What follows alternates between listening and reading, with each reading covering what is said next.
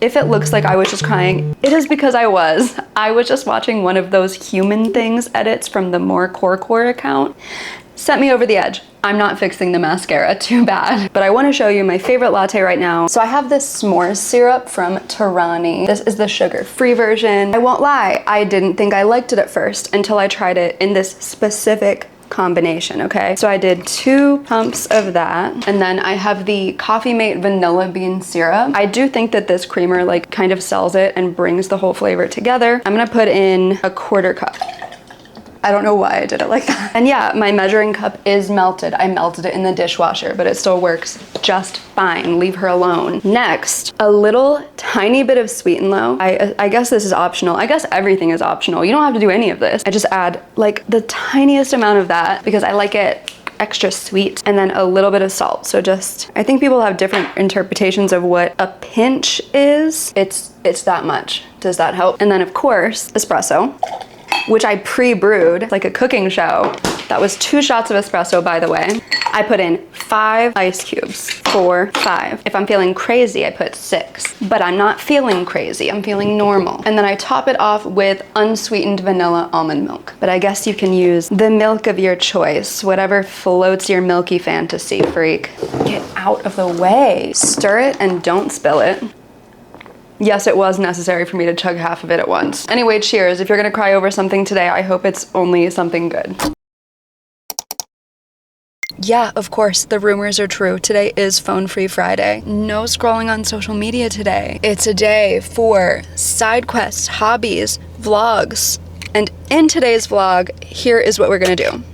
I made a list. First, we're gonna run a couple of quick errands. I have had a bunch of stuff in my car from my junk journal meetup, except the glue sticks and markers. I bring those inside so that they don't get dried out or melt, because they will. Phoenix is hot in July. Then we're gonna stop at the post office and pick some stuff up from the P.O. box. And then when we get home, I'm gonna challenge myself to work on some thumbnails for like a project that I have coming up. And I've gotta get those creative juices flowing. And then we're gonna do just a couple of nice, cozy hobby behaviors to kick off the weekend nice and relaxed. Maybe we'll go for a little walk. I am finally going to start putting together my book nook kit, and then I'm gonna make some soup. Like, I don't know if it gets better than that. It's kind of a perfect combination of things. And then of course, I'm gonna read you some of my diary entries, let you know what's been on my mind. On with the vlog. I have been thinking a lot about crying. Not in a bad way, in a good way actually. I've been thinking about how crying really connects me to my humanity. Like, I used to think that I was really doing something by reserving my tears for serious situations.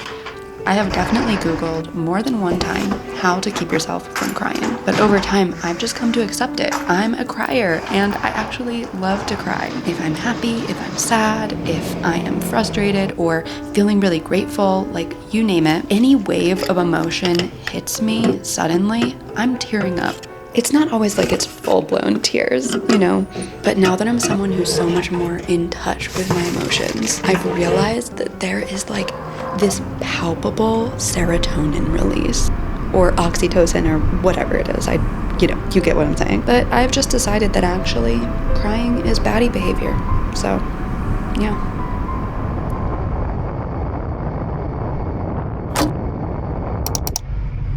This might be the coziest area in my entire house. This is a section of our sunroom that we turned into like a movie room. We have one of these big couches that's basically like a bed. I actually spend probably 75% of my time sitting right here, doing various schemes, journaling, thinking. So this is where I'm gonna get to work. So when I'm really stuck or overwhelmed, or I feel like I don't have any ideas, I like to force myself to do 50 thumbnails within 1 hour, which I know sounds very extreme. It sounds like a lot, and it is, and it's difficult, but it's really important to remember that they can and should be ugly. So that's what I'm gonna do. And then at the end, I will let you know if I make it all the way to 50. But first, here's like a little peek into my rituals that I do that get me like into the creative, productive mode that I need to be in. So the first thing is, obviously, I have to be somewhere cozy and comfortable. And then the next thing is, I have a bunch of ice packs in my freezer that I keep in like these really soft pillowcases. So I bring one of these in here because then I can like sit with it on my lap app, and it's just like comforting, I guess. And then the next thing I do is I actually turn on YouTube, and there are all of these channels that are just like ambient. Like ones that I really, really like, especially at night, are like these cyberpunk cityscapes, or it'll just be like a view from a New York City window or something. And I turn on just like whatever I'm most in the mood for. And then of course I just have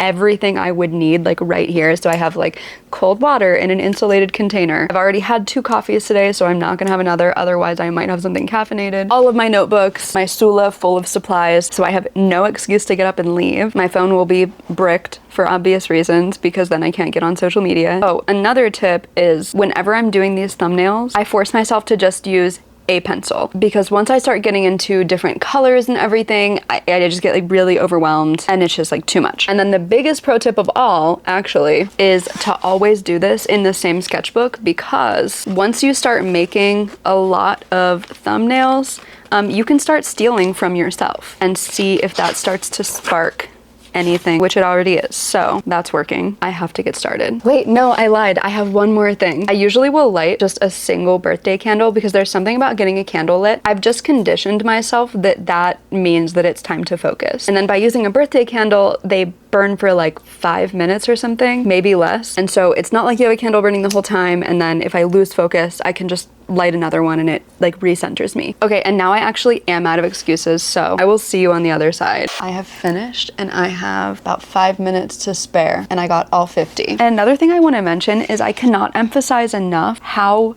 basic these are, and some of them are literally just like text written out. They are not fully fleshed out ideas at all. I feel so much better now that I've finished that. And if you try this, let me know.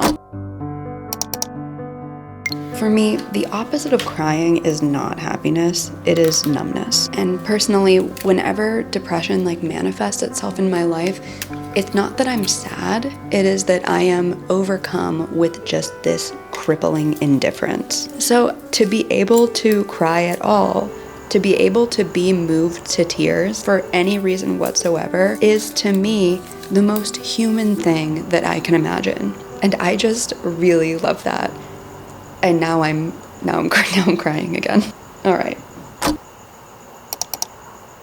I've been experimenting with this idea that I am calling full moon soup. If you're wondering why you're in my fridge, it's because it's the best light I can get in my kitchen at night. Deal with it, I'll take you out soon. So starting after the last full moon, I started saving all of my savory kitchen scraps in like a big freezer bag. So it included like all of my leftover veggie scraps from whatever I was cooking that month, and like what remained of rotisserie chickens, etc., etc., etc. Use your imagination. On the following full moon, or around the following full moon, because let's be real, I turned it into a homemade stock. So I kept it just at a simmer for like 3.5–4 hours. I didn't even add anything else to it. And then I strained all of it through like a fine colander, and I got the most delicious homemade stock, like so rich, so good. Then I like froze most of it so that I could use it throughout the month. And so tonight I am making soup. So I'm just gonna add some of like what I already have. So I'm gonna do sliced carrots, great northern beans, some celery, and then like some pasta. Okay, get out of there. We have soup to make. God.